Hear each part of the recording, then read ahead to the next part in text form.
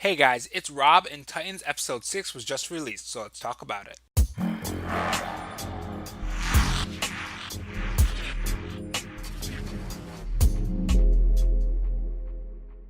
If you guys enjoyed this Titans review, subscribe to Robo for more reviews, and don't forget to leave a like and a comment. It helps the video out a lot, and much appreciated if you guys do. So last week I named episode 5 of Titans the best episode in the series so far. It finally gave what we wanted, and that's all Titans together interacting and fighting. In this episode of Titans labeled Robin, it focuses a lot on Robin and his history with the circus. We first start off with a flashback with the Grayson's funeral just before Bruce Wayne adopts Dick Grayson, and it's here we meet one of the main cast of the episode of Titans, whose name is Atlas, who's a father figure to Dick, which is a fantastic way to introduce Atlas into the episode organically and not make you feel forced. The episode continues with Dick and Jason heading towards one of the many safe houses Bruce has set up. It's here we see for the second time that Bruce has made changes that seems to bother Dick Grayson. This is concurrent throughout the episode and one that worked in the beginning but it started to get old by the end.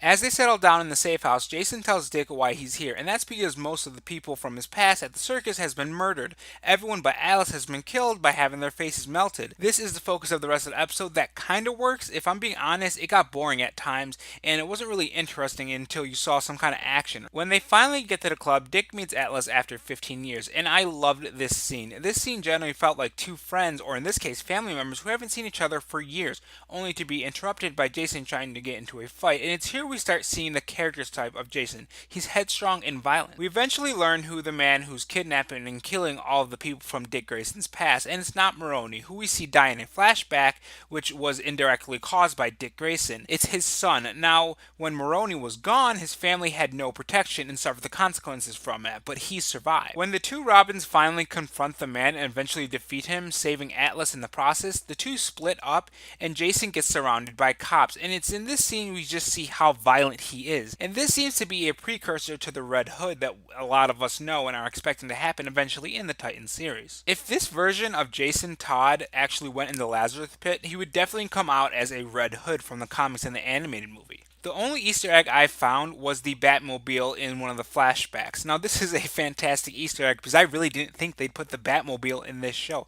I thought they were going to focus more on Titans and focus on those kind of Easter eggs, but they didn't, which was a fantastic touch. Overall, this episode of Titans was disappointing. It was pretty boring and had a villain of the week vibe, which can work but didn't work for this episode. Like I said before in last week's review, we came to see the Titans, we came to see them as a group and act as a family and fight as a group. But if it's just Robin, you strip away what we actually want, and unfortunately it just got really boring and dull. But that's just my opinion. Tell me your opinion down in the comment section below. Did you enjoy this episode of Titans, or were you disappointed like me? And don't forget to subscribe to Robo for the next Titans review, and I'll see you guys in the next video.